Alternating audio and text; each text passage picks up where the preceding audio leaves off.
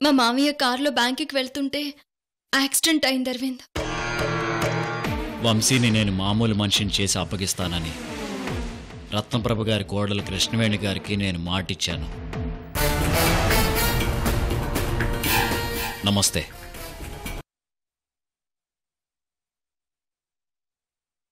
మామయ్య ఇంత కోపంలో కూడా ఎంత గొప్ప ప్రేమను చూపించారు. అది ఎంత గొప్ప ప్రేమ అంటే ప్రాణాలు ఇచ్చేటంత ప్రేమ. ఈ తాళి మీరు క్షేమంగా ఉండడం కోసం కట్టించుకున్నాను. ఈరోజు అదే తాళి క్షేమంగా ఉండడం కోసం మీ ప్రాణాలను అడ్డుగా పెట్టారు మామయ్య.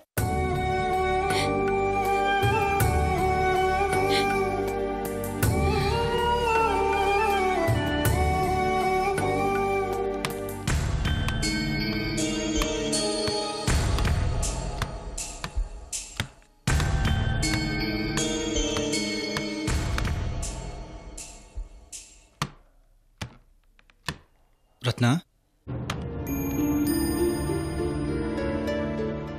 రూమ్లో పడుకుంది గానీలే.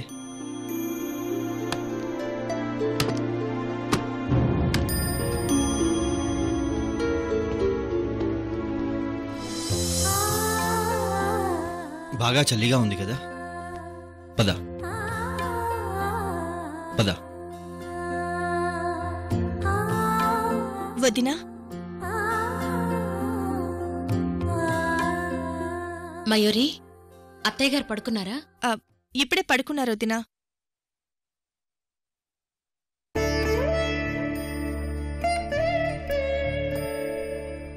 వదినా, వంశీ ప్రవర్తనలో విపరీతమైన మార్పొచ్చింది. సమయానికి మేము రాకపోతే మిమ్మల్ని చంపేసేవాడు. కృష్ణవేణి ఇంటి కోడలుగా రాకముందు వంశీ అత్తయ్య మాటలే వినేవాడు. కానీ రాత్రి సడన్ గా అత్తయ్య మీద కూడా దాడి చేశాడు బావగారు.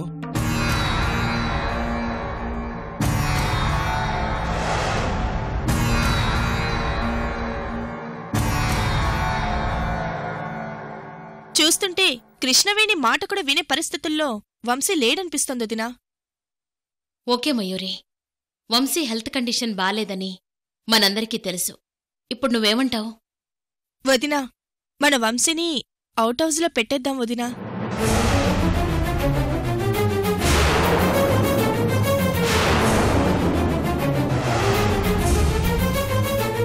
పెళ్లికి ముందు కూడా వంశీని అవుట్ హౌస్లోనే కదా పెట్టాం.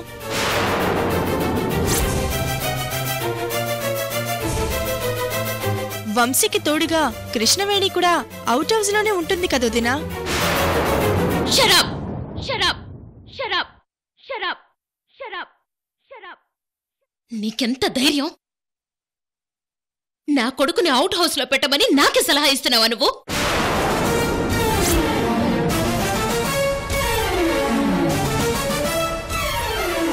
వంశీ ఈ ఇంటి వారసుడు, ఈ ఇంట్లోనే ఉంటాడు. మీకంత ఇబ్బందిగా ఉంటే అవుట్ హౌస్కి మీరే వెళ్ళండి. రత్న, ఏదో సజెషన్ ఇద్దామని వచ్చారు అంతే, మిస్అండర్స్టాండింగ్ చేసుకోవద్దు. అక్క, మేం ఆలోచించేది మీ క్షేమం కోసం, అంతే తప్ప మా గురించి కాదు.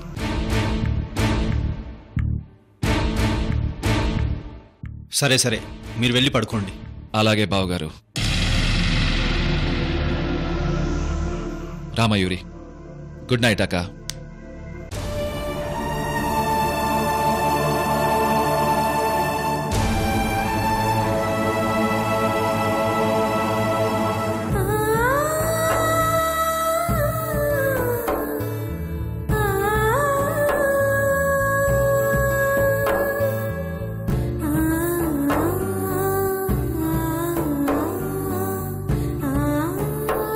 మామయ్య గారు, వంశీ గారు త్వరలోనే క్యూర్ అవుతారు, నాకు నమ్మకం ఉంది.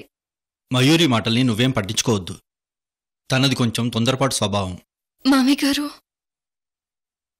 ఆ పరిస్థితిలో ఎవరున్నా అలాగే ఆలోచిస్తారు, నేను అర్థం చేసుకోగలను. వంశీ బిహేవియర్ కాస్త అబ్రప్ట్గా ఉందమ్మా. ట్రీట్మెంట్ ఫాస్ట్గా చేయమని నేను చెప్పానని మనోజ్కి చెప్పమ్మా. మనోజ్ గారు చాలా క్యూరియాసిటీగా ట్రీట్మెంట్ చేస్తున్నారు. నిన్న మెసేజ్ కూడా పెట్టారు మామయ్య గారు. కానీ త్రిష గొడవలో ఉండి నేను ఆయనకి ఫోన్ చేయలేకపోయాను మామయ్య గారు. మనోజ్ గారిని కలిసి ట్రీట్మెంట్ ఫాస్ట్గా జరిగేలా చూడమ్మా.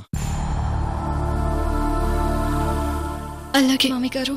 ట్రీట్మెంట్ పూర్తయ్యే వరకు వంశీని జాగ్రత్తగా చూసుకోవాలమ్మా. అలాగే. గుడ్ నైట్ అమ్మా. Good night.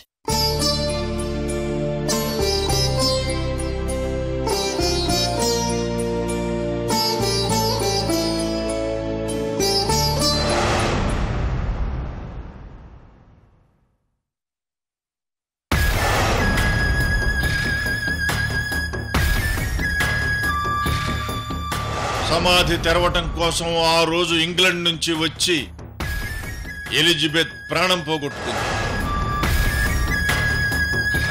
తులసి కోటలో ఏముందో, దాని వెనక ఉన్న చరిత్ర ఏమిటో తెలుసుకోవడానికి మీరు వేసే ప్రతి అడుగు మరణానికి దగ్గరవుతున్నట్టే లెక్క.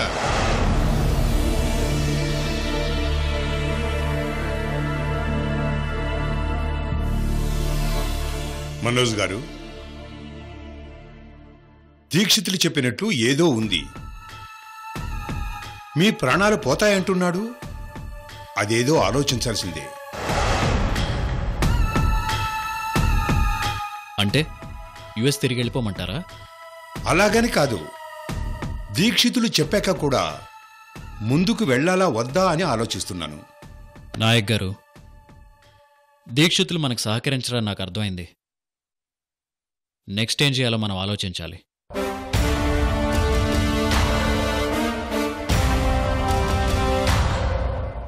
నాయక్ గారు, రిటైర్ అయ్యాక ప్రశాంతంగా ఉండాల్సిన వయసులో మిమ్మల్ని టెన్షన్ పెడుతున్నానా? అబ్బే, అలాంటిదేం లేదు. ఈ వయసులో ఇలాంటి రిస్కులు చేయడమే ఛాలెంజ్ మనోజ్ గారు. మరైతే ఏం చేద్దాం?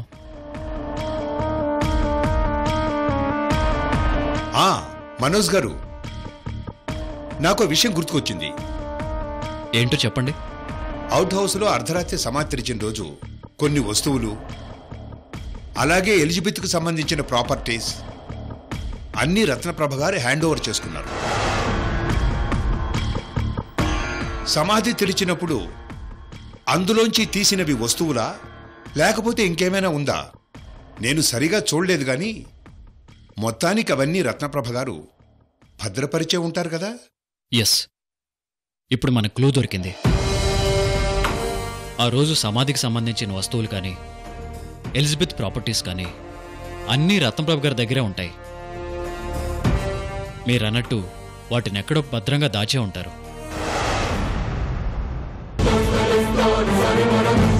ఎగ్జాక్ట్లీ. వాటి ద్వారా మనకేదైనా క్లూ దొరికే అవకాశం ఉంది.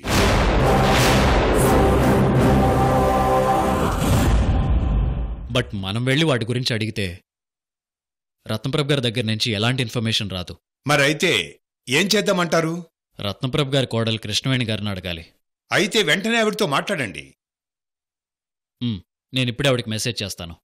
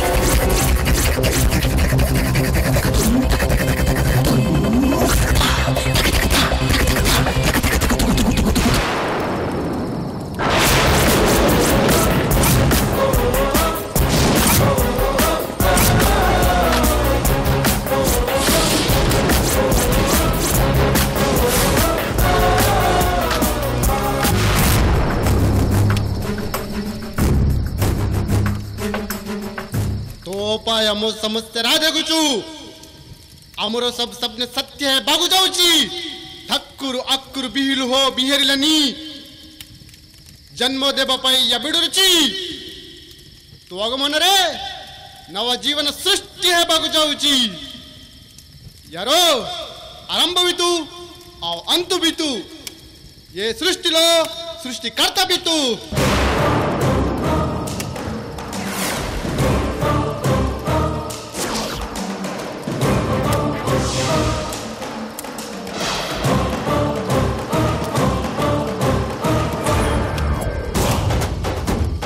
पुनरपि जननम पुनरपि मरणम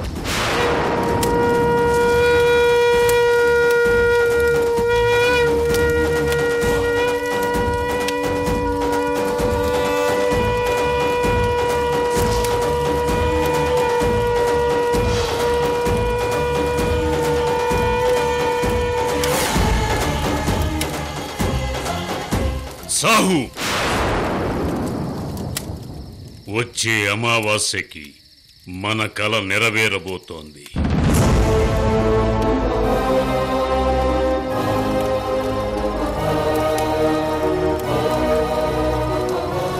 200 సంవత్సరాలుగా మన కొండవీటి వారసుడి కోసం కలలు కంటున్నాం.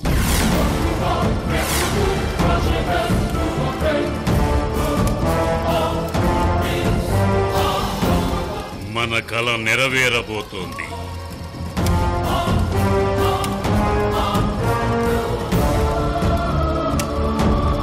విశ్వంభర, ఈ తరం కూడా మన కల నెరవేరకపోతే మేం బ్రతుకుతున్న బ్రతుక్కి అర్థం లేదు.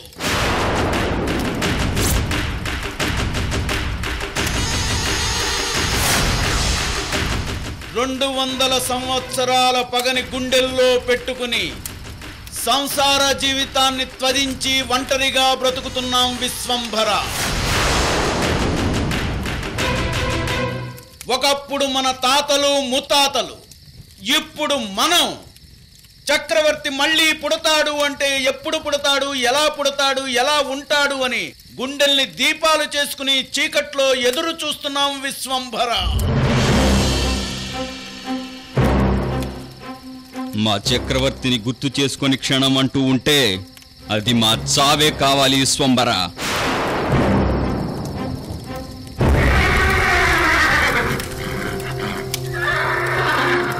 మా దేవుడి రూపం కోసం, మా దేవుడి అవతారం కోసం, మా దేవుడి దర్శనం కోసం తపస్సు చేస్తున్నాం విశ్వంభర.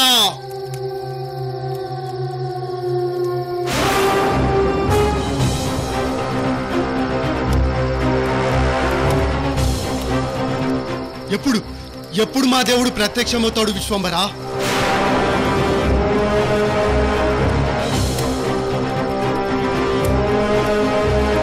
మా దేవుడు కోసం ఎదురు చూస్తూ చివరికి మిగిలింది మేము నలుగురం మాత్రమే విశ్వంభర.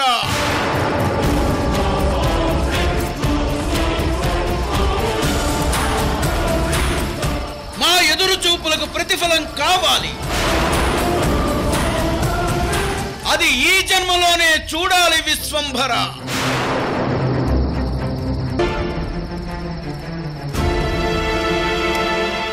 రెండు 200 సంవత్సరాల క్రితం ఆ జమీందారీ కుటుంబం మా కొండవీటి దేవుడికి విధించిన శిక్షకు ప్రతీకారం తీర్చుకోవాలి. అది చూడటం కోసమే మేము బ్రతికి ఉన్నాం. దానికోసం అడ్డొచ్చిన ప్రతి వాళ్ళని అడ్డంగా నరికేస్తున్నాం. ఇంకా ఎంతమందిని బలిమ్మంటారు చెప్పండి విశ్వంభర. మీ ఆవేదన నాకు అర్థమైంది. మీ ప్రతీకార జ్వాల నా కంటిపాపలో దావాగ్నులను రగిలిస్తోంది. నయనాలు అగ్నిగోళాలవుతున్నాయి. ప్రతీకారాగ్ని శరీరంలో భగభగా మండుతోంది.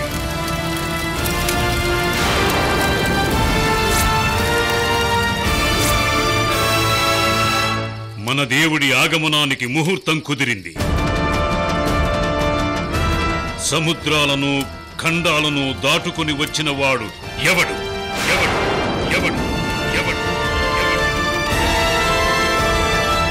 చావును వెతుక్కుంటూ వచ్చినవాడు ఎవడు?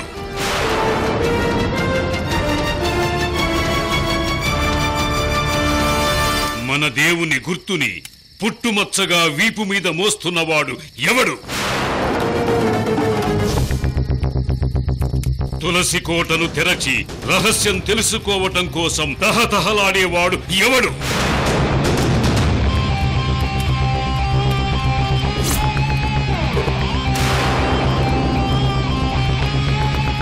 ఇరవై సంవత్సరాల క్రితం తులసి కోటను తెరిచిన రోజు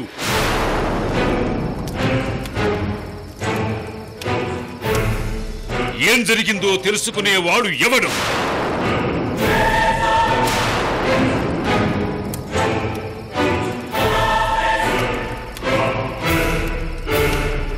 తులసి కోట రహస్యాన్ని కనుక్కునేవాడు ఎవడు?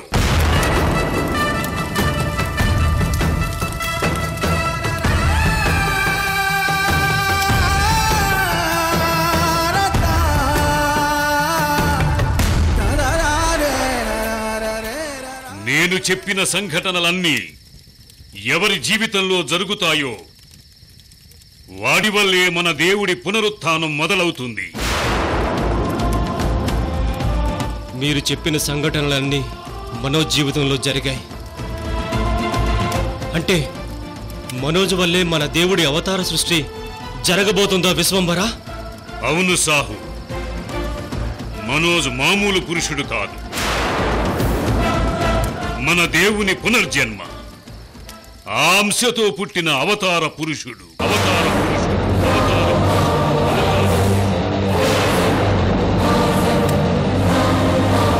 కానీ మన మనోజ్ మరణం, దేవుని జననం ఒకేసారి జరుగుతున్నాయి.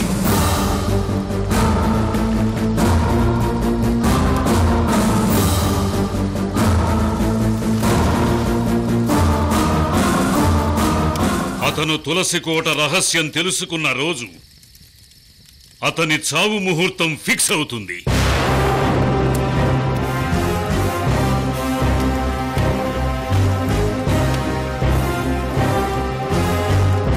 మన బలిపీఠం ఎక్కి ప్రాణాలు కోల్పోయే గొప్ప వ్యక్తి మహర్జాతకుడు సైక్రియాటిస్ట్ మనోజ్.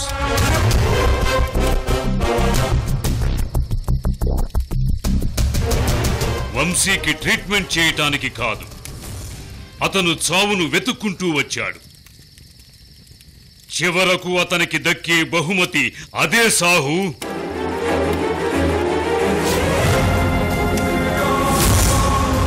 మనోజు చావు ఎవరి చేతుల్లో ఉంది విశ్వంభరా?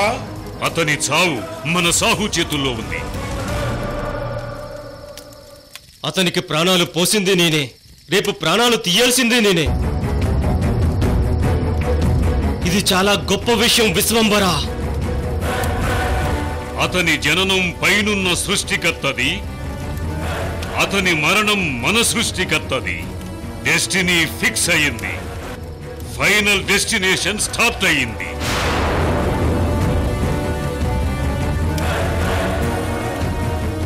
మనోజ్ అమావాస్య చంద్రుడు.